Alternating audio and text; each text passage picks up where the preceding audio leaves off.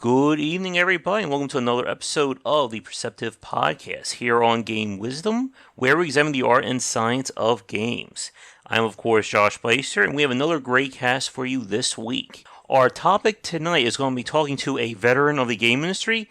He has been in the industry making titles for over 30 years now, including a collection of arcade, casual, and casino games. You may recognize him probably the most for the arcade game Rampage. He currently runs the studio Game Refuge, Inc., and we're going to be talking about his history as well as thoughts on design. So please welcome to the podcast, Brian Colin. Hi there, everybody. Hi, Brian. To be here today. It is a pleasure to have you on. How are you doing today?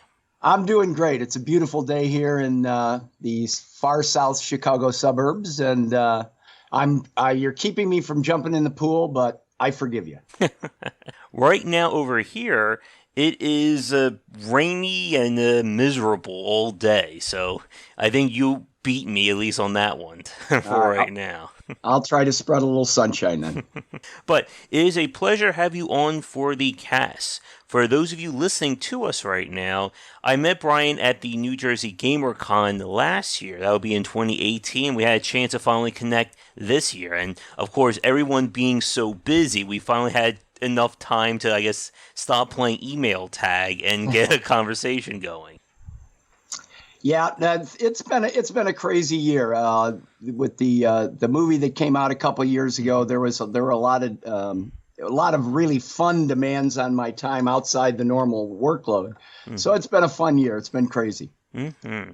And I can certainly relate with all the stuff that I'm doing with Game Wisdom, but that would fill another podcast. But it's great to have you on.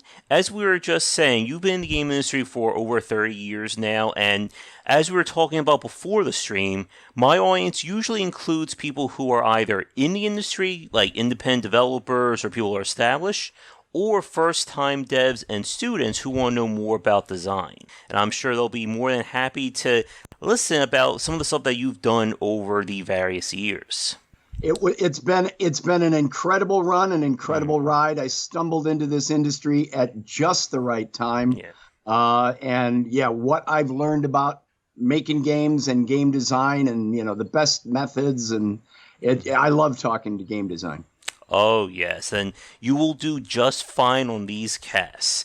We just did a stream with somebody the other day who said, I like talking game design. And I was like, well, do you have a soft stop point? No, I can just keep talking. And it was like 2 hours later, he was still ready to keep going. And my voice was like about dead at that point. Yeah, you'll have to stop me. I tend to get enthusiastic about this, and I do tend to ramble. So just, reach through the internet and smack me if I start getting too far off topic. All right, I got it there.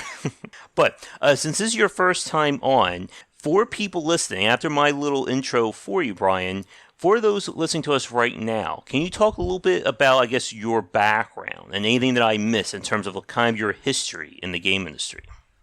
Okay, well, I started in 1982. I joined the Bally Midway's young in-house development company after they had that success with Pac-Man. And I went to school. For film. I was actually a filmmaker, did a lot of live action films, and I did one animated film that won a lot of international awards. And I saw an ad one day at the Bally Midway company, and I'm thinking, pinball, what do they need an animator for? And I thought, because I'm a cell painter, they need me to paint on the back of pinball glass. This is where my head was at, in my early 20s. So I went in and they said, no, we want to hire you as an animator for video games. And I'm thinking, Pac-Man, really? Because I have a very detailed pen and ink cartoon style. And I had I was working as, a freelance advertising artist and doing little bits and pieces at the time. And I really didn't want the job, but they were willing to pay me like real money rather than like the free beer and popcorn I was doing most of my work for. And when I hung up the phone after they offered me the job, I tell this, it's the truth. I choked up. I turned to a friend and said, that's it. Childhood is over. I've got a real job. And I was wrong. And I was so wrong. Childhood has gone on forever, and it's never been anything like a real job. And I realized that within days, within weeks of getting in, even with their very crude creation tools that we had to use back in those days, and 7.5-inch floppies and little thumb buttons and wheels, and one by one dialing in bits, one thumb rotation at a time. But I worked on it was agonizing physically almost to do this stuff, just to print out one pixel and on the screen. But I worked with a guy named Bob Dinnerman, who was the programmer and designer on a game called Discs of Tron, which was the follow-up to the Tron game, which was the group's first game as a group. And it convinced his vision, the fact that he wanted to do so much with so little. In that game, I think we were allowed a single palette of 16 colors to do everything.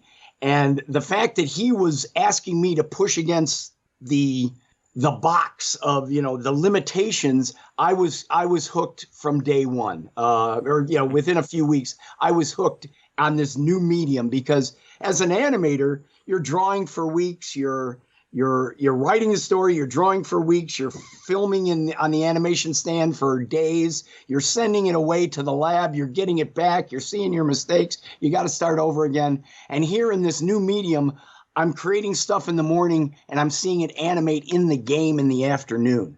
So I was totally hooked. It was the best time to stumble into this industry.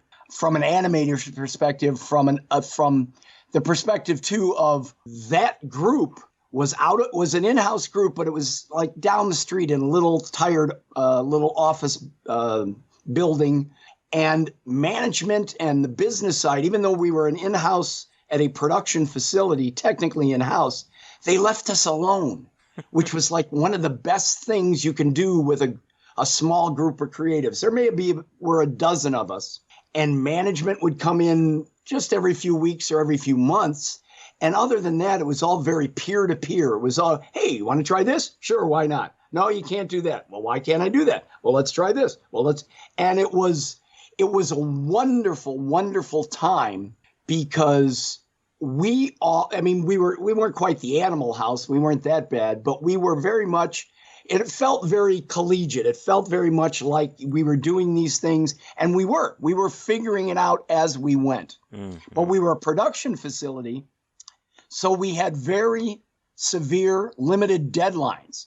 So in that time, those early days, 1982 for me, I'm working on what would end up being some of the biggest titles of the 80s. I worked on games like Discs of Tron and Spy Hunter and Sarge but we had to get them out on time or people were laid off.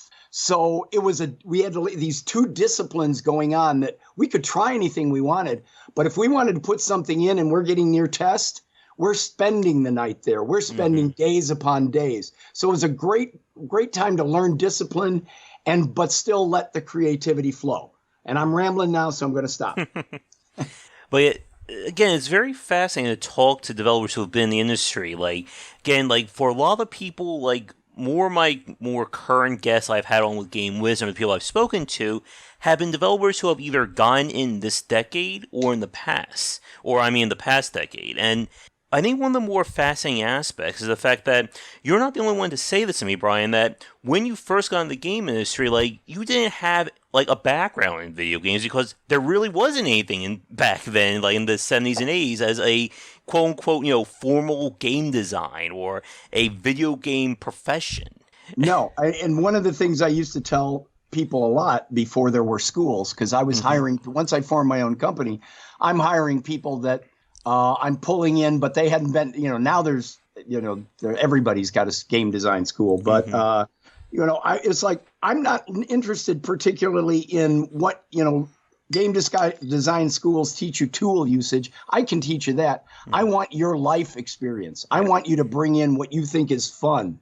And that was why I think those early days were part of the reason they were as creative as they were, is there hadn't been I mean, every time I started to do a new game, the first thing I did was look around to make sure there was nothing else like it. Mm-hmm. I mean, which is counterintuitive to the corporate mentality today, is the only thing they want to do is if that thing's making money, let's follow it, just like the film industry does or the television industry. Whereas back in these early days, we were given the luxury, if only maybe given is the wrong way. We took advantage of the fact that they weren't watching us too close to kind of dial our choices into, at least with my games. I want to do something that's nothing like what anybody else is doing. And we could do that back then. Yes. Even by the mid 80s, they were starting to tighten the knot, and game like Rampage, which even just a couple years before, when I came up with it, we all knew we had the next year's #1 hit. I wrote that in the very first line of the game design document. And management went to, we all were super excited. We had this thing, we knew it was brilliant. And we, rushed into our boss's office, and, he goes, no, that's not like anything. And we've got other things we want to chase. And this was only like maybe a year after we were still creating total things out of total cloth. And I had to go up several levels. And actually the upper management at Bally all got fired. I mean, myself and Jeff Nauman, the programmer on that game, we started working on it anyway, even though we were told no. And just by a happy coincidence, upper management all got fired within a few weeks of us proposing the game. And the new management, new president of the company came in and said, well, everybody's job is safe. And I just want you all to know I've got an open door policy. And you can guess who was waiting outside his door the next morning at 8:59, because I was the very first meeting that guy took as he took control of the company. And thank goodness he said yes, because then Rampage went on to break all kinds of records of its day. Yeah. And I think that's like one of the most interesting parts about game development. Again, back in the 80s, maybe sort of dying out in the 90s. As you said, back then, there was no such thing as genres of games. It was basically, I have an idea, I'm going to turn it into a game. Right. And it's such a, it's so crazy when we contrast that today. Even for myself, when I play video games, the first thing that always comes to my mind is, what is this game emulating? What is this game trying to be? Is it supposed to be another Mario game? Is it supposed to be a first-person shooter, et cetera, et cetera? And then, when we think about games back in the late 70s into the 80s, they were, one of one back then. There was no other game to really compare them to. Right. I mean, again, that's why this was a perfect venue for me to create entertainment. I always like making people laugh. I always like entertaining people. And luckily, I mean, I didn't have the weight of 10,000 games coming before me like a designer does today. Yeah.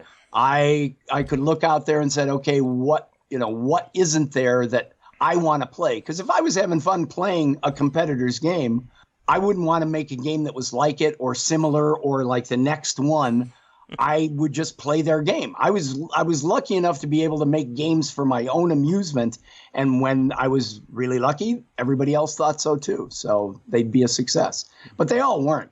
I mean, I've got some huge turkeys out there that most people have never seen. But for the most part, I've been very lucky. Most of my games hit an audience, hit a nerve with one audience or another. Mm-hmm. And what you just said there about not trying to chase somebody else's game, as you said a few minutes ago, that is a very big difference with the AAA industry these last few years.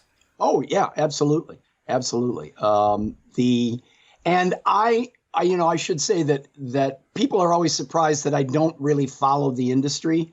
I've been blessed with, I stumbled in at the right time. I worked for Midway for 10 years. Then we went out and formed our own company and continued to do games for Midway and then for casino groups and anybody and everybody that would tap us on the shoulder. If the idea looked like something that we could contribute to and make our own and have fun with and make the client happy, we did it. Mm-hmm. So I've never really taken a good business approach in that follow the industry, see what's going to be next, let's develop games for this system. If someone comes to us, we look at it and we go, great. So it's been all over the place, and it's been a wonderful way to make a living for 37 years. I'm not real well informed. Like people will come to me and say, well, what do you think about and then fill in the blank. And my eyes glaze over. It's like, well, I don't, I've never done a game for that system, so I don't really know. I don't know I can't give any more insight than you've already got. I read the same articles, and that's about all I know. Now, and just to clarify for the people listening to us, when did you start Game Refuge? I joined Midway in 82, and I started Game Refuge in 92. Okay. We left in about 89. We were halfway through the video game Arch Rivals. After Rampage, I did Xenophobe, and then I did Arch Rivals again with Jeff Nauman, Arch Rivals, and we were more than halfway through that when our biggest competitor, Williams, bought Midway. And I was told later by a Williams executive, and I don't know if the story is true, but I love to tell it anyway, is that the sales from Arch Rivals, which was released as a Williams Bally Midway game, paid for the buyout single-handedly. So, and then we did Pigskin after that for new Williams Bally Midway. And then Electronic Arts had been pestering me for about a year, not pestering me, but nicely asking me for about a year to come out and work for them. But I did not want to live in California, and they were unwilling to let me work remotely. Mm-hmm. I'd been working remotely even here in Chicagoland. I built an office on my half acre and had only been coming into the office, 2 days a week. So like from the mid 80s.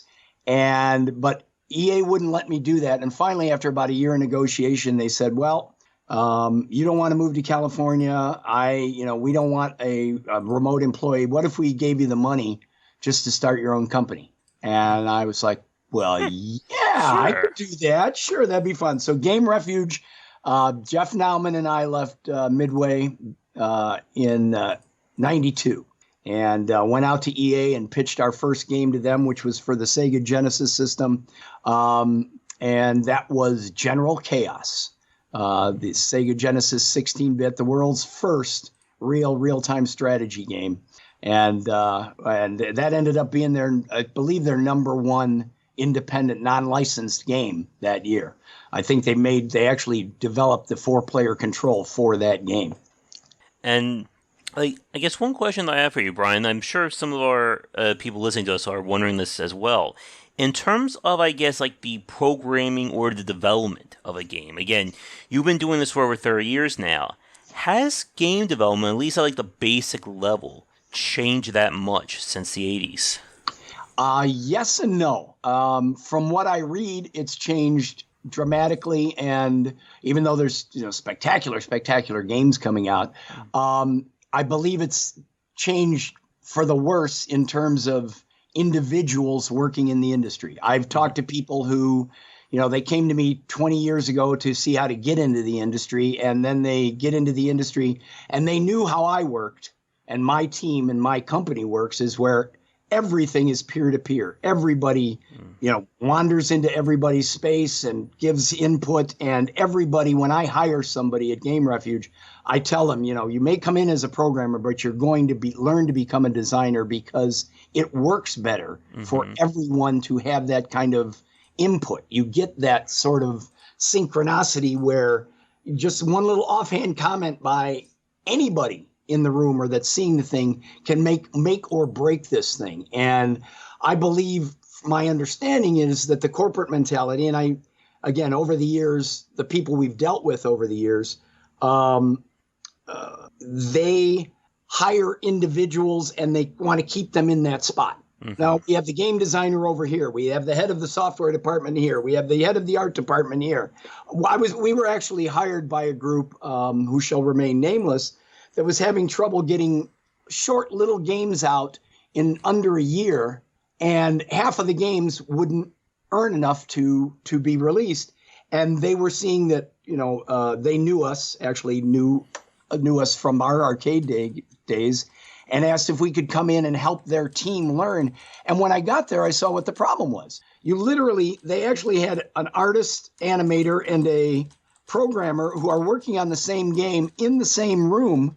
But if they wanted to add anything to the game, they had to get out of their chairs and walk down to their department heads at the other end of the facility who would then meet and decide whether or not it was the right thing to do. I mean, and then they wonder why the game isn't getting done. Now, for that same group, I did 14 games in 18 months, myself and like 4 other people, maybe half dozen other people. And that was the way we kind of showed them how it needs to work. Because if you are adding all these levels of middle management that you're forcing your creatives to go through, the spontaneity is lost, the insight is lost. Yeah. So, I mean, in those early days, everything, like I think I said earlier, was very much peer-to-peer. Accidental or on purpose, it was the way to learn to design games. I always tell people that I became a game designer out of self-defense, because as an animator, I'm working on basically putting my fingers on everything that's being produced. And so were all of the animators. And you find out that a game that is well designed, or at least well conceived or well thought out, working with that guy or with that team, or working with a guy who's receptive to input, versus working with a guy who simply says, no, try this, that didn't work. No, try this, that didn't work. No, try this, that didn't work. One's much more fun to work on than the other. And so I became a game designer out of self-defense, because I wanted everything. I'm lazy. But if I'm working till the wee hours in the morning, and I want that game to be released. Mm-hmm. And if the team isn't focused on that end result, then by gosh, I'm going to start from day one and say, this is what we got to be focusing on. It's got to be fun for the player, and it's got to make money for the operator. And those are 2 very different things, because the player wanted to live forever and the operator wanted him off in 30 seconds. Yes. So it was a way to learn to make games. And I don't know that I could design. We've done some big games. I've done like games that are like 3-year projects with 45 people on them, and they were huge and they were fun to do. But my love is still the game that is, okay, let's take this, let's make it fun, let's make it funny, and let's get it done in under 9 months. Let's get it done in under 6 months, maybe a year, maybe. And that's one of the things that I've heard from a lot of people, like especially in terms of development in the independent space, about what's attracted them is the very fact that it becomes that personal way, that peer-to-peer, as you said, Brian, of being able to design a game, that you're not building a game by committee, or you're not building it, with somebody that you're never going to be able to speak to. It's everyone having their own skills and being able to develop them out as well. And it's one of the things that I think a lot of people, especially newcomers who want to get in the game industry, don't necessarily think about when it comes to working at a major studio. Because as you said, and as a lot of people who are like kind of my regulars listening know, when you work at an EA or Activision or any major company, if you're hired to be a programmer, you're going to be programming. Like there's nothing else to it like that. Right. It's even a niche within a programming. You're doing this type of thing. I mean, like I started to say before, and I think I distracted myself, but like guys that came to me that they were kids of friends who said they want to get in this industry, and then they go into the industry, and what are you doing now? Hey, you're in there. You're working for this big studio. What are you doing? I make water effects, and that's all I do 365 days a year. And, I mean, they make more money than I do. But I feel like, part of the magic that what they thought they were getting into when they used to come and visit my studio, they lost out on. That's one of the things that I think, that's why I said, when you asked the question, I said yes and no, because indies have got a lot of those advantages, at least from a creative standpoint. A true indie group. The downside is I was getting paid. It wasn't a ton of money, but I did not have to keep a day job at Target back then, and then work in the evening. That makes it a lot tougher for the indies. But at least, guys, if you're working on this thing with a small team, know that you've got the best creative environment there is to make that game. And just, set your sights on something you can get done and save the bigger things for the next time around. Get the thing done, keep your enthusiasm, let it see you through to the end, and especially if you got to work on it on your own dime and on your own time. Maintain that enthusiasm, because that is the best design methodology, is a small team where everybody's got the input. Yes.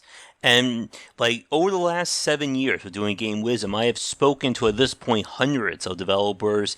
Many of them are, or the majority of them are in the independent space. And the one thing that I always hear from them is that the games they're making are the games they want to make. Like this Right. is their dream. Like they couldn't, like it's impossible to imagine not making that game. And I'm sure you agree with this as well. Like the passion has just been such a driving force of the independent space this past decade.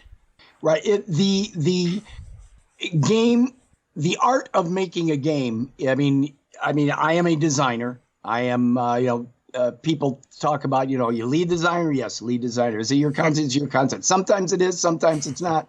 But like I say, I look at everyone. I hope that everyone who's working on the game enjoys the same thing I do. And if they do, everybody's having fun. And if everybody's having fun, the game ends up being fun. I've worked on enough. I've done close to 90 titles over the last 37 years. And, we've had our turkeys, but the vast majority did what they were supposed to do for the player, for the client, for us. They were fun to create. They're fun to play. And some of them, and not all of them, the creative challenge is beyond the gameplay. I think I mentioned for the arcade world, people see the arcade game and whether or not it's fun for the player is all anybody thinks about. But if that thing didn't earn, it wouldn't have got produced. So as a designer back in those days, I had to keep the client, in this case, my company. Their goal was it's got to get enough people and they got to put in another quarter. And then you'd come up with the tricks to make that happen, And in my case, it was a lot of times it was humor. But then we also did other wonderful, clever things, not just me, but in the team to get that next quarter halfway out of the pocket before the game ends. And then moving on to other types of games, whether they're casino games or Facebook games or PC games, console games. It's not always the gameplay that's the coolest creative challenge that for me as a designer.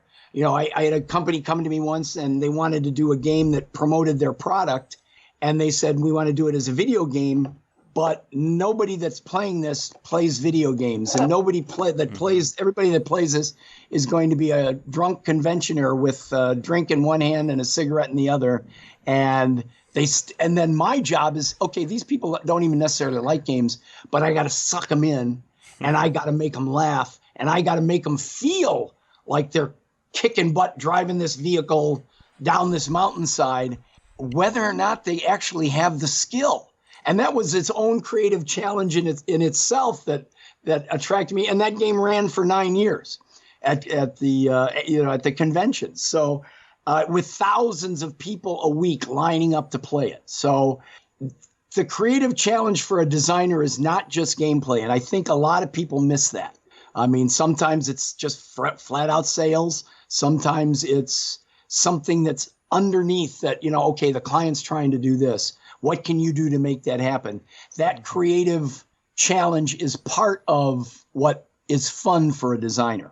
And if I forget in the next few minutes, Brian, please remind me. I definitely want to talk more about kind of the arcade and casino design and how those two apply. But yeah, it's definitely as you were saying, trying to, I guess, make that game that's appealing to consumers, but in the same breath, obviously earn enough money for your client or for independent developers listening for themselves, has always been that struggle. And there's a question that I want to ask you, and this is something that I've talked to a few developers about, like in the independent space, and that it's this idea of the art versus the business. Like, there are people out there who view making a video game as these two separate elements, that you either design a game for passion or you design a game for profit, and never the two shall meet. And from a lot of the developers I've spoken to who have kind of been able to have a success in the industry, they've always viewed it as kind of the combination of the two. And I want to get your thoughts on this, especially with your experience in the industry. Well, I think you've hit it right there. There are people who will swear up and down it's the passion, and people who swear up and down it's a business. And both of those groups are elitists. If you don't understand that it's both, that one doesn't exist without the other, and that even though I may be lean way more towards the passion side than the business side, I understand that the business side is a necessary evil, maybe from my point of view, but it's not. It's a wonderful thing. Mm-hmm. The fact that someone is taking their money and willing to put it out there so I can run with my passion, that's tremendous. I understand and that's why the first thing, whenever a new client comes to us, the first thing I say is, tell me what you want. And I'm not talking as much about the game as what your goal is for this thing. And then I'll tell you what you need and whether or not I'm the right guy for you. Because it's a very different thing. If I think somebody can do a game, if someone is doing a game for this reason that, I'm not going to bring much to this. You want it, what you're looking for, someone else can do and have more fun with it, or they can easily get it, or you can get it cheaper. I'll send them away. I mean, I'm crazy that way. In that regard, I'm a terrible businessman. But I've been lucky. I've been fortunate enough that I've been able to keep doing this for as long as I have, even with the bad businessman that I am. And with every new contract, you learn a little more. You get screwed this way in that contract, you won't get screwed that way next time. So you learn over the years. So I'm a better businessman than I ever was. But I wish back in the day I'd taken business classes in college. I took almost every kind of collegiate course there was back in the day, just because I loved college. But I never strayed over to the business side because I thought, what am I going to need that for? I'm a filmmaker. I'm an artist. And when I talk to indie people now taking classes at the tens of thousands of schools around the country right now, one of the things I've found, much to my surprise, is that they do not teach the business side in college. And more than, or they teach it at a very small percentage of what you learn in game schools is the business side, which I think is terrible. I was in a conference last fall in which I was with another old school developer, and we were sitting there talking about the old days and the new days. And at one point, I started asking the guys on the other side of the stage, what, and then the entire audience, well, you guys are all in school now, and some of you going to some of the best schools in the world by reputation. What do they teach you about the business side? And virtually it was unanimous in a 300-seat auditorium. They don't teach them anything. So it's a very important part that I hope schools will step up and start teaching, because otherwise we're just grinding out fodder for these big corporate mills, which, hey, if you get the job and you like the money and you can do the work, that's great.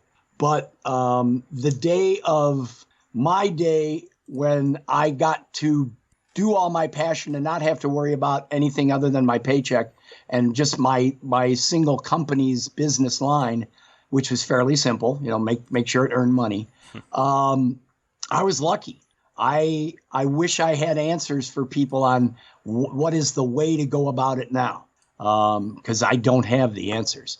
I'm an indie now. I've been an indie since 92, and it changes with every new project I work on. I think that's very interesting what you just said about the schools that are focused exclusively on game design, game development, don't do much in the business side. Because it always seems like to me like the general colleges and schools, the ones that aren't formally built to be in the game industry, it seems like they tend to focus more on the business or the hard skill side of things, as opposed to game design and game fundamentals. But that could just be me from the outside there. Well, it's interesting. About 20 years ago, somebody did a documentary. A friend of mine did a documentary called "So You Want to Be a Video Game Designer," and you can find it on YouTube. I think there's an hour long, and he talked to myself and guys like George Gomez and Jeff Nauman from Bally, and he talked to Sharon Perry, put the little bow on Ms. Pac-Man, and he talked to artists and designers and developers at Williams. He talked to Eugene Jarvis and Mark Turmel and Jack Hager, and a lot of really tremendous, tremendous guys. And one of the things he asked everybody was, college or no college? And just the dozen people he talked to in this documentary, I was like, go to college just for no other reason than prolong childhood. Because, the 4 years of figuring out what life is while you're figuring out life while you're away from home is invaluable. Whether or not you learn anything practical, that life experience is tremendous. Where other people are like, no, jump right into games, throw yourself 100% into games. That's the only way to go forward in games. And like I say, two different sides on that. But it was about 50-50. It was very interesting to me when I saw the doc that about half the people said, no, don't go to college. Just throw yourself into it. Make games your entire life. And about the other half said, well, no, have a life, but then take your life and make games part of it, not all of it. So I don't know that there's any right path. That's what I took from that, is I don't know that there's any right path. I think it's got to be for the individual. I always say follow your heart, and people say that's corny, but that's what I did, and it's been serving me well. And that's the thing that I hear from a lot of developers as well. Like, there is no one true path to making a video game. It's the blessing and the curse of game development. Mm-hmm. That I've spoken to people who never went to school for anything video game related, and then one day they got the bite or the itch for it, and then they started to make a game. Just as there have been people who've been wanting to make games their entire life, and then, spent every waking moment to try and design one. And while that is amazing, excuse me, it also, again, raises that issue of how do you train someone or teach them to make a video game when there is no such thing as do this, this, and this, and your game will turn out well. Right. It is, and that's where the art, you talk about the business versus the passion. The art of video games, it is an art form. It is a team process. I couldn't do it by my own. And it is an art form. So you've got to have everybody, as much as possible, and it's never going to happen. Let me say that up front. But as much as possible, everybody involved with the game has got to have a certain amount of passion for what they do. If they're not making it fun for themselves, get out and get a job somewhere else. But we always at Game Refuge, we always tried to make it fun for everybody. And the art of making a video game is just that. It is not a recipe. You can become an animator. You can learn all the tools. Yes. You can become a programmer. You can learn learn it to program. You can become a software programmer. The combination and you can do it yourself. You could you can get a game engine and if you happen to be an artist or can make funny noises to do your own sounds, you grab a game engine and that's got a canned program, you can make a game all on your own, and maybe it's going to be great. But the process that I fell into 37 years ago was a group process in which part of the fun of making the game is, well, what do you think about this? Well, I don't think of that. And then you call somebody else over. Well, yeah, that's a good idea. And then it's 2 against 1. And then, no, that'd be great. And here's why. Or, no, this won't work. And here's why. Looking at things through different people's eyes is part of the creative process that is in itself fun to do. People are always asking me what games I play, and they don't quite understand it when I say, no, I make games for fun. That is what I do for fun, is I make games. And by the time I'm done with one, I'm thinking about the next one, because that's the fun for me. And it may not sound like it adds up, but the art of making a video game is something unfortunately, no one wants to hear this. It's something you can't teach. You can learn the skills, absolutely, and you can get better, and you can teach yourself how to create games.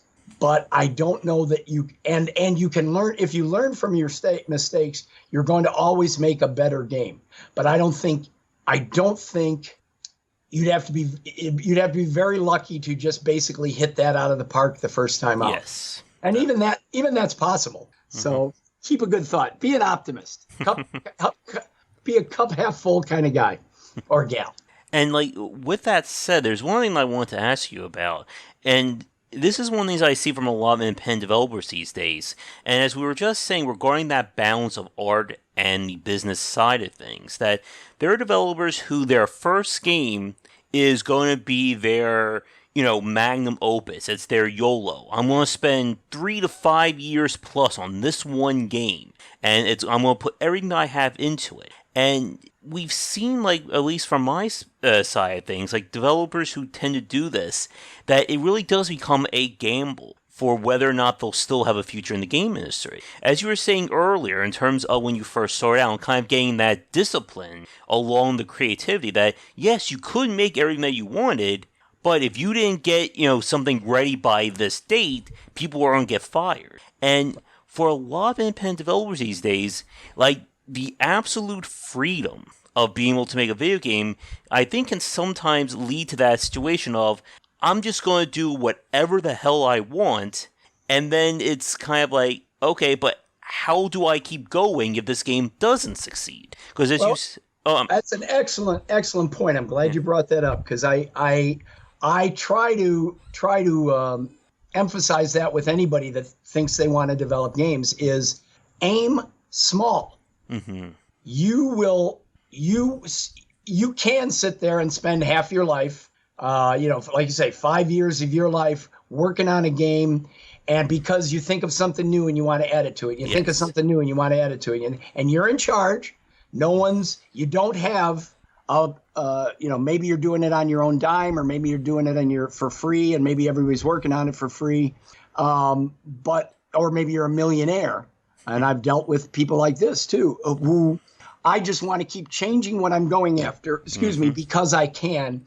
And I fight with those people. I have nose to nose and good friends, knockdown, drag out fights with people in which I beg them to cut it off here and start a second one, start a sequel, because the people working on it, whether you're burnt out or not, the people that are working on it are getting burnt out because you told them this was going to take a year and you're on year 3, or they've got a job and they're moving to Toledo and now you've got to throw away all their art because you don't have an artist that can emulate that person's style, or the programmer who you had working on this went and got a real job because he doesn't want to keep working on this for free forever.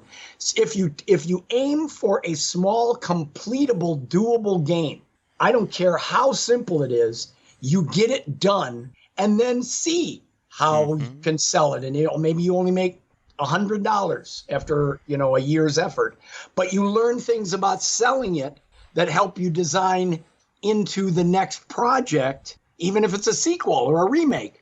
You get this thing done, you keep everybody's enthusiasm. Yes, I got this done. I've made a game. I'm a game designer.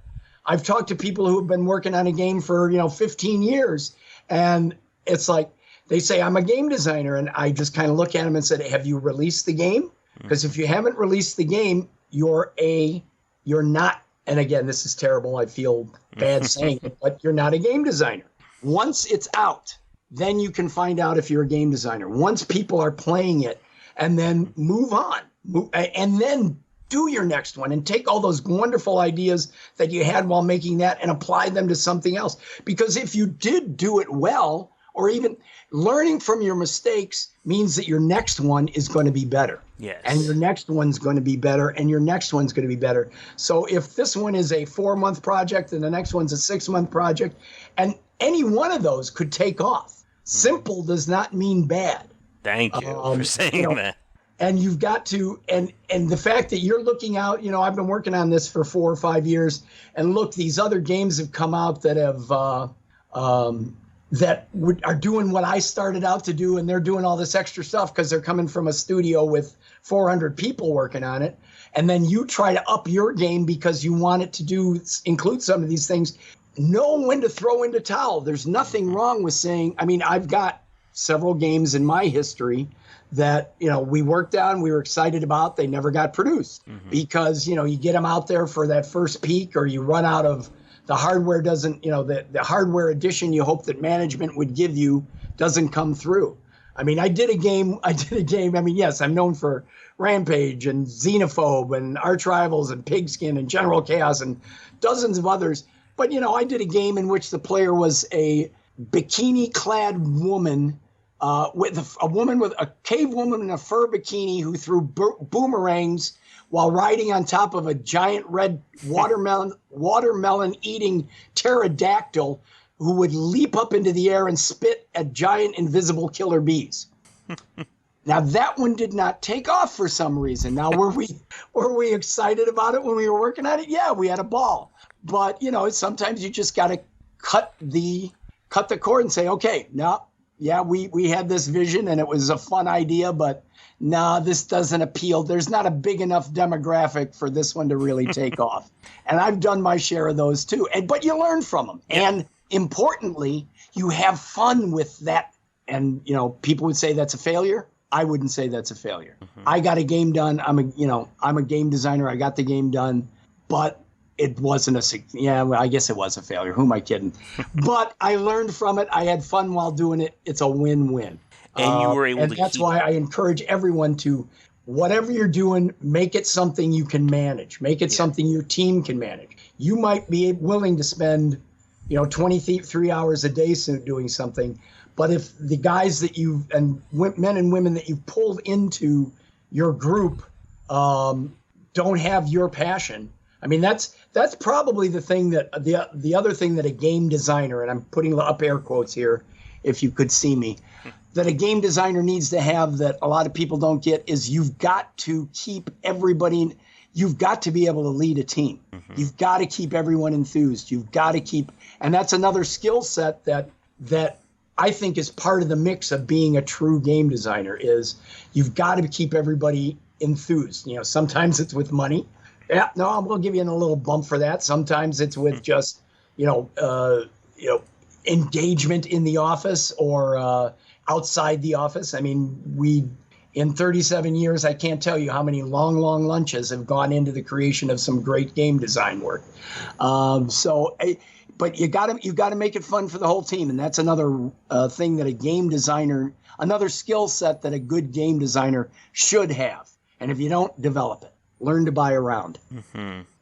And as you were just saying there, being able to have that failure and keep going, that's another thing that for a lot of, I think, newer developers, and especially those just right out of college, that they don't quite understand, or they're not really given the space to do that. Whether it's because I overcommit. I spend, as we said, 3, 5, 10 years on a single game, and then if that game doesn't succeed, I'm done.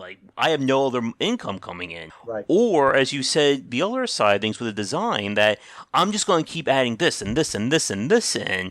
Or, somebody just made this kind of design, did well, I'm going to put that into my game. Or I'm just keep putting things in. And it is a very hard conversation, I think, for a lot of people to have in terms of being able to say, I'm going to cut this out of my game. Because, as I'm sure you're well aware of, the artistic side of making a video game, it really just become your baby. And for a lot of people, they have that trouble of, okay, I have to cut this out of my baby. I have to, solely my art piece. Very true, very true. And Sharon Perry said it best in that documentary. It's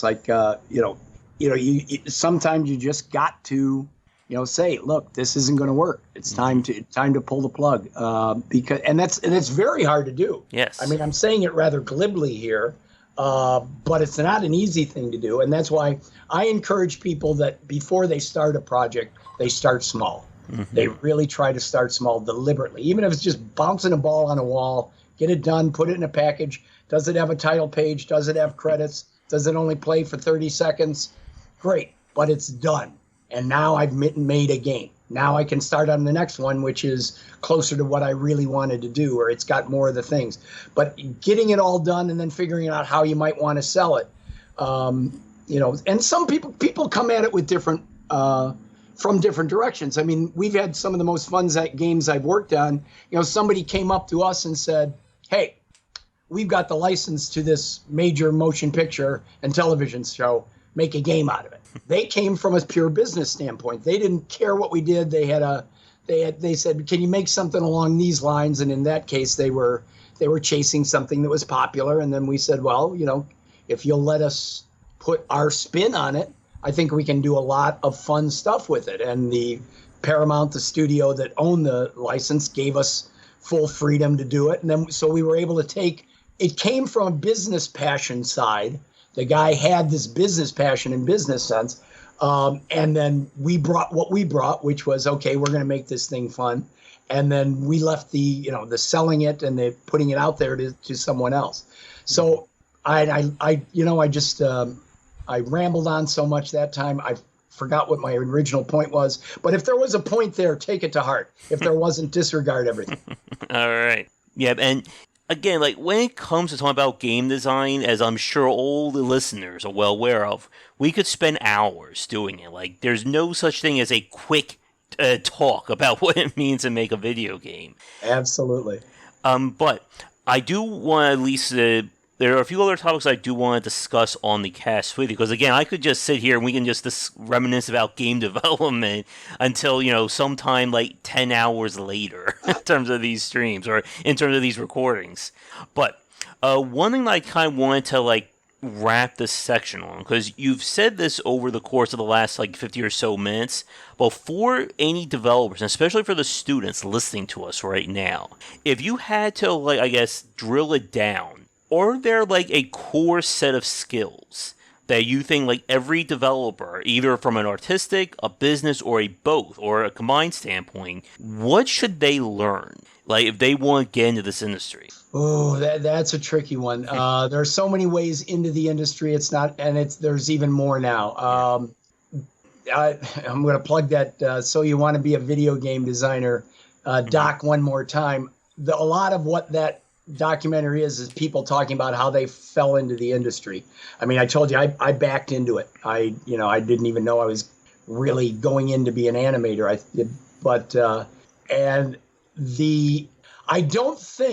think you've got to go in understanding that it is a team effort. You could try and be a programmer and an artist and a musician and a businessman. And if you can do all that, I would still say get other people to bounce ideas off of, because bouncing ideas off of people whose vision you trust is the best way to design games. You, as an individual, take your strengths and apply them if you're an artist, if you're an animator, if you're, what is your goal? It's two different things. Being a developer is not the same. Wanting to be a developer is not the same as wanting to be a designer. One is not necessarily an offshoot of the other, but most of the designers of my day especially started out as a developer. I mean, they were either a programmer who became a designer or an animator artist who became a designer. But there were still plenty of developers that never had any desire to be a designer. No, I'm here to just do the best art that I can do, or the best animation that I can do, or the best. So do or the best musical composition within the limitations of the given system.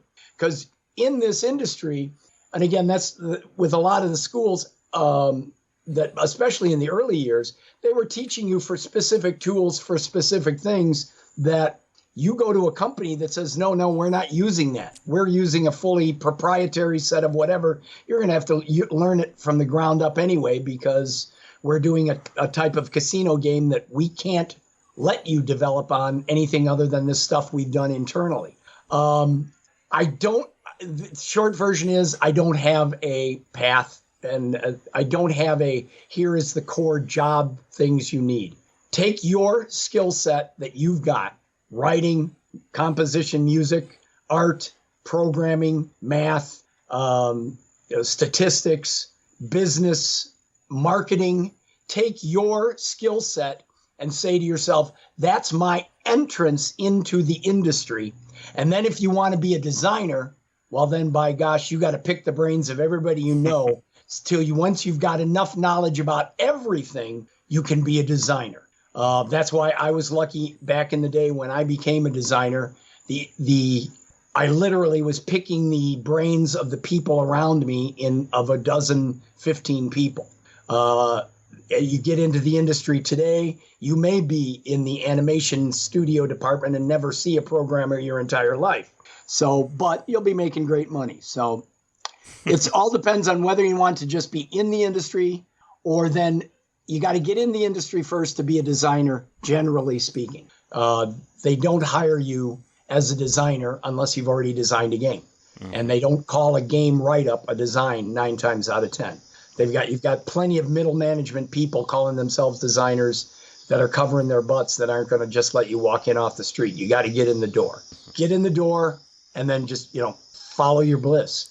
If you love making the art, keep making the art. If you're not satisfied there, or working with people who, I always was very much a lead, follow, or get out of the way. If I was working on a team that the guy knew what he was doing, I was happy to do everything he told me, and I would contribute where I could, and happy to work for somebody who's leading the team, great. If I'm not working on a team where I interpret in my mind, and I don't have necessarily the right to because it's peer-to-peer, but if in my mind this guy isn't got a clear vision, I'm going to speak up more often. I'm going to say, no, let's do this. And with this programmer, maybe you got to beg and you got to cajole. Or with this guy, you've got to do extensive write-ups, whereas somebody else, hey, you get it down on a cocktail napkin and you've got him convinced. So it's going to change for everything. And for me, it's about, if I'm working on this, I want it to be a success, or I want to be working on something else. And if you've got that drive, once you're in the door, there's no limit to where you can go.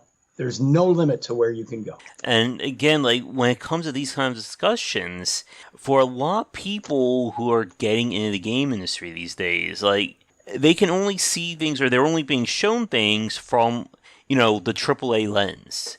As we've said, you're going to work at a studio and you're going to make decent money. Again, we're not talking about becoming millionaires, but you're going to be making a lot of money, at least compared to being on the independent space. But you better, as you said earlier, if you got into this because of water physics, I hope you really, really enjoy making water physics, 8 to 10 hours a day. And I think and again, not that there's anything wrong with that. Not that there's that's why I say, to a lot of people, and they think it's corny, but I say, follow your heart, follow your bliss. Because everybody, and I've learned the hard way, as I think I said earlier, every time I hire somebody, I say, you're going to learn to become a designer. And not everybody wants that. Mm-hmm. And that's not necessarily a good fit. Now, sometimes it's been a perfect fit. This guy, he's an excellent program. That's all he wants to do. And then I learn, okay, I'm not going to get from that guy the type of spontaneous creative thing from that programmer that I might get from this programmer. Mm-hmm. But that guy is an excellent programmer, and he's going to take the programming elegance to a new level. So it's okay, because it is a team effort. It's not all about just what the so-called lead designer or lead designers, because a lot of my games were, most of my games were multiple designers. Just because one guy has the concept doesn't mean he's necessarily pulling it to where it needs to go. So it's a team effort. You do what you can do, and it's because we're talking to people personally out there listening to this to say, hey, I think I want to be in this. It's going to be more difficult to come in from the top as a designer.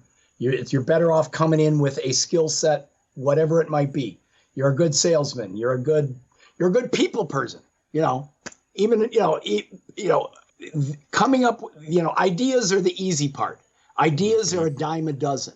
The tricky part is taking those ideas and making them into something real. And that's what a designer does. Not because he does all the work, but because he knows who to tap to bring in the best music or the right sounds or the right, programmers or the right artists and animators. And that they're all together. Once they're together, they're going to come up with stuff that, oh, wow, that's so much better than what I originally thought. So it is a process. It is not here it is, here's the script, and then you're done after so much time. It's a process that if you're doing it right, everybody's having fun most of the time, and the end result is better than the sum of its parts. That's what a great game is. Yes. And it's so wonderful to be able to do that. I wish you all the best of luck. I wish you all the best of luck. Mm-hmm. And With that last point that you said about the game being greater than the sum of its parts, it reminds me of a conversation that I had with, oh no, I can't believe I forget his name. Oh, there we go, Ernest Adams. We had a talk a few years ago, and we talked about this idea of like harmonizing game design, that everything in the game works together. As you said, it feels like this was a game that was built like there's no, I guess, quote unquote, fat in the game. Like everything in it is supposed to be in there. And I like that no fat comment, because that goes right back to my favorite games are smaller games with limited resources. And by that, I mean, if you can do anything, it's not as much fun for me. And again, I'm just speaking for me now, not telling anybody else what to do. Yeah. I like somebody giving me a box of limitations, and then I get to push against and think outside the box. That's what's fun. And those kind of games have no fat. I mean, games like Rampage. Rampage got conceived because I wanted to do animating backgrounds, and I was told you can't do that with a midway game on this hardware. Well, why not? Because only you've got a screen and a half of rectangles that don't scale, don't animate, don't move. You can't do anything with animating backgrounds. Forget it, Brian. I wanted to do big stuff so I could show more, comedy. And I'd done a big characters on a game called Swackery, and I wanted to do more big characters. But I wanted to animate the backgrounds because I saw some other arcade games that had it. And it's like, no, you can't do it. And then, the guy said to me, it's like, all you can do is move a rectangle. What are you going to do with a moving rectangle? So I looked at Sharon and I said, okay. So a big building falling down into itself, that's a moving rectangle. We cover up the bottom with a little foreground smoke. And then what knocks down a big building but a giant monster, so I can do my big characters. And, I ran out and got a couple more guys, brought them in the room. And, Jeff was on board immediately, and Mikey Bartlow was on board immediately. And, Jim, and we just had this tremendous game, which is, why it was such a shock when we went out and were told immediately, no. But that was all about having a limitation. I mean, if you remember the game Arch Rivals or Xenophobe, I mean, where it scrolls up and down that basketball court, through the entire game, or back and forth inside the alien spaceship, that is not scrolling hardware, folks. We faked that. Again, we were told we couldn't do a game with scrolling backgrounds. That's that same hardware that we couldn't do Rampage on. We just kept learning from how we could fake it. And having those limitations forces you to be creative. And that, to me, is where a lot of the joy of game design is. So, and those games end up with, as you said, and that's what I built off of, no fat. Everything that's in there is we used every single sprite we had. We used every single background block we had. If there wasn't a big show at the end or a big, big reward scene at the end of Xenophobe or Rampage, it's because we didn't have it. And our job was not doing a show for a home game. Ours was in the arcade where we had to let people play from 10 in the morning till 11 at night on buy-in so that the operator could earn money so the game would be a success. So we didn't want to waste a single sprite on some big, ending movie like they did in later. And as games progress, you've got more resources. You can put a cool movie at the end. Rampage World Tour has a cool movie at the end. Rampage does not. We got a lot of crap for that by people that played the 768 levels and then there was nothing there. So, but no fat. But they did have fun playing those 768 levels. And part of the elegance for me is that kind of no fat. We used everything we could, and we reused it where we could. I have one anecdote that kind of ties back to that. Just in terms of those early days, one of the early managers had the hardware back in those days had 4 16-color palettes, but the early manager was a programmer. And he told all the programmers not to tell the artist animators that there were 4 palettes because why would anybody need more than 16 colors? This is why teams need to be peer-to-peer. This is why you as a creator need to know as much as possible about what everybody else is doing, because you do look at things a different way. Programmer's going to come up with something that I would never think of in a million years because he knows how he can get around this shortcut. I'm going to, and about art, or about my animation, because he knows a way he can do it more elegantly in programming. I'm going to come up with a thing in gameplay that the programmer is going to think is not possible just because I'm looking at it from an artist's perspective and not looking at it from what's already been written and what he's borrowing from. So it is that group dynamic that makes it all fun. And get out there and make the new games, people. Get out there and make those new games. Great. And again, like, it's one of those topics where we're not careful. We can just keep going on and on about it too. I'm trying to resist the urge to like. I'm sorry if I'm repeating myself. I do have to kind of sign off here pretty quick. Was there anything else we wanted to touch on? Yeah, I at least want to talk a little bit about arcade design, or at least about kind of your approach to it. And let's keep this hope about the next 10, 15 minutes. I think that will be our stop point then, if that works for you. Yeah, I've got about 10 minutes. Okay. In that case, and again, for people listening, we can ramble on and on, as you've already heard the last hour. But one thing that I wanted to touch on with you, Brian, because it is kind of important to today's market as well, is kind of your approach to the arcade design. Because in many ways, we can see similar parallels to mobile gaming in today's market, in that on one hand, you're designing a game, you need to make sure it's fun and enjoyable for someone to play. But as you said earlier, you also need to make sure that it earns money. If you can have the best damn arcade game or the best mobile game, but if nobody's spending any money on it, it's a dead project. Right. So I wanted to get your thoughts on this. Again, with your background both in the arcade, in the casino side, and casual gaming, how do you approach, I guess, combining what a lot of people think are two separate elements together? Actually, a casino might be an excellent way to talk about that. Mm-hmm. Casino games have, by law, can't have skill. Mm-hmm. And we were approached by a group to do some casino game for them. They wanted to teach their group how to do kind of video game look to it. This is way, way back now, about around the turn of the century. Mm-hmm. And then starting to talk to them, we were coming up with things that, all of a sudden, well, let's patent that idea. And they seemed pretty simple and pretty straightforward to us. And what it came down to is I looked at what you can do. Since you can't make it skill, how do you engage people, the casino player? And we actually came up with a patent 20 years ago or so now, 17 years ago. I think the patent actually went through 17 years ago. By presenting something a certain way, we didn't make it a game of skill, but we made the player believe it was a game of skill. And we showed this to actually back in the day that it was unbelievable. 72% of one type of casino player saw this game and said they'd never play a normal game again. It got in a bidding war between two big casino groups, and the one that eventually bought it from us was going to change every one of their games of this type to use this method.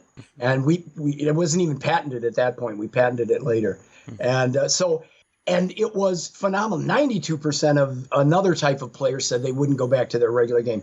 And it was all about the illusion of they're thinking they're affecting the outcome, but they're not. And not because we were misleading them in any way, but it was, and I can't go into it, but I guess what I'm saying here in terms of designing for what the client needs and being a game designer is, it's very often, I mentioned this before, it's the thing outside the gameplay that makes it a fun design or makes it a successful design. Arcade game design, the arcade owner wants the kid off in 90 seconds and the kid wants to live forever. And you can't just ask them what they want. This is important. You just can't ask a player what he wants. He's going to say wants to live forever. But if he does, you know what?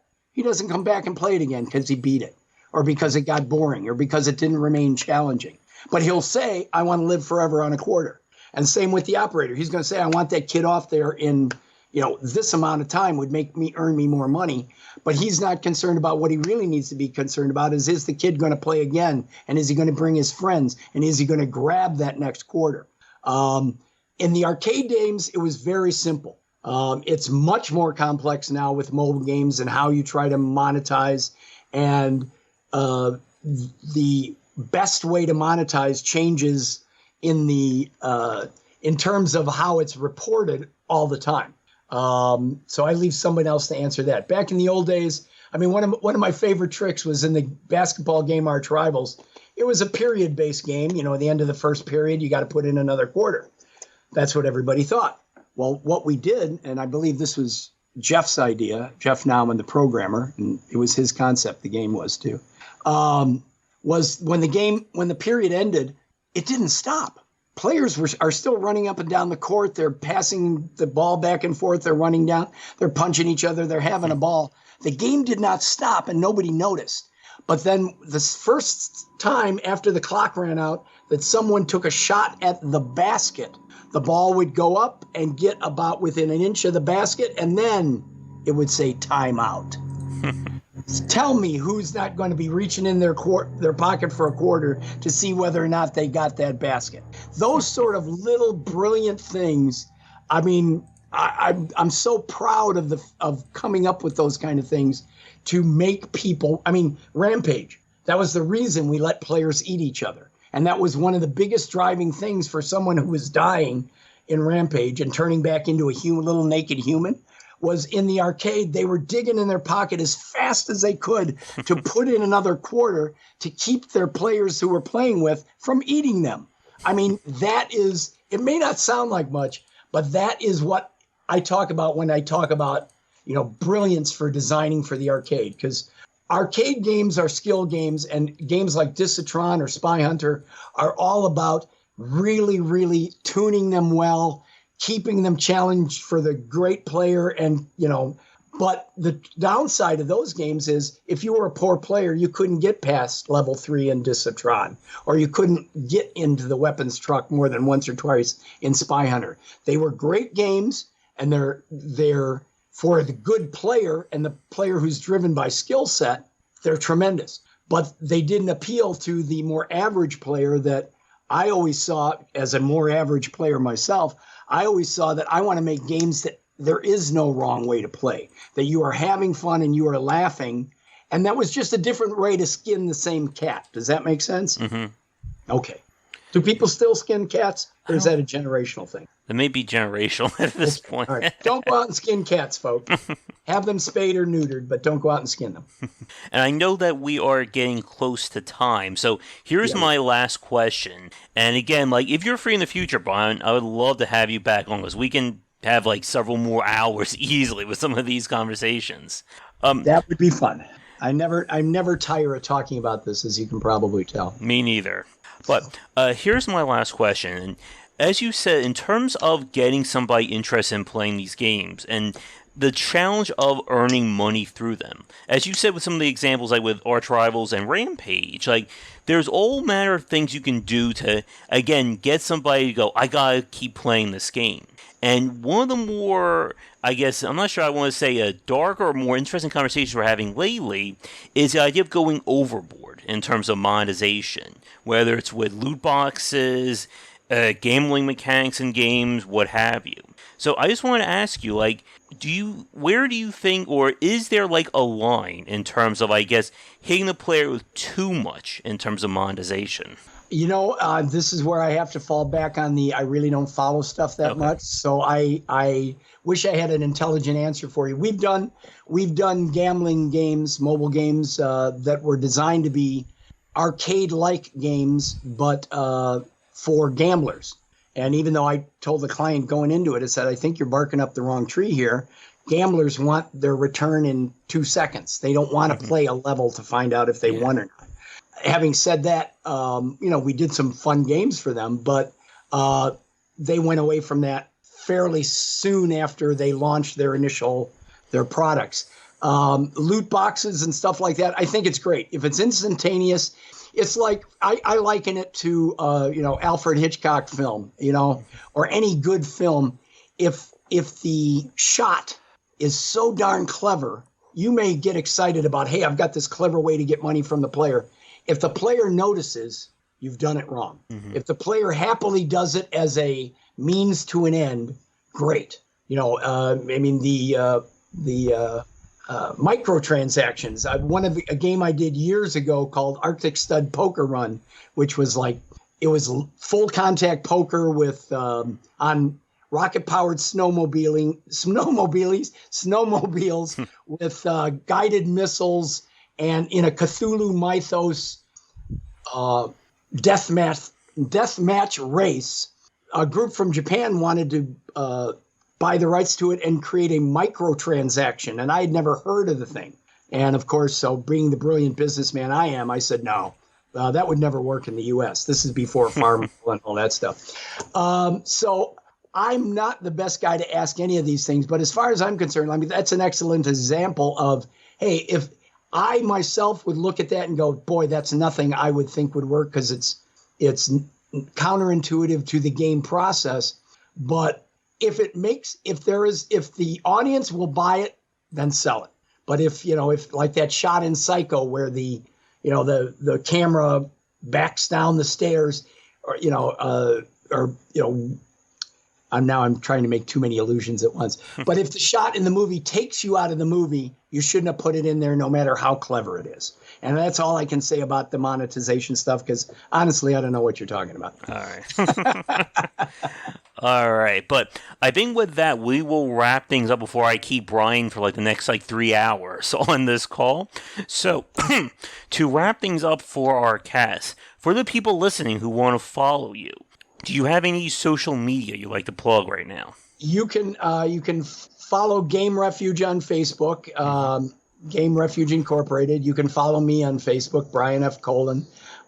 Game Refuge, the website, I think I probably haven't updated it in the last 2 years or more, but occasionally gets updated. We've got a new project coming out here in October that I will be lighting up the internet over once we get that out. That's going to be fun. Got some really cool 2D lip sync in it that I haven't done in a while. And so I've been having fun with that.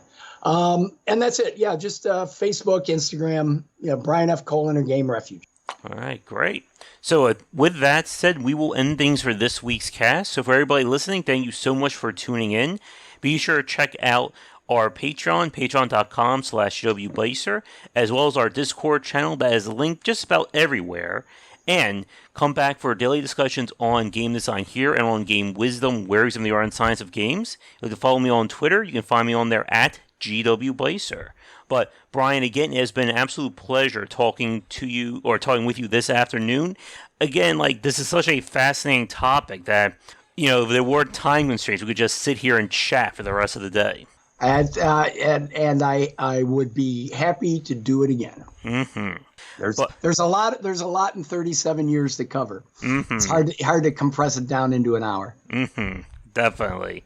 But with that said, once again, thank you so much for listening to this cast, and come back for more discussions here on Game Wisdom, where we examine the art and science of games. But until next time, take care.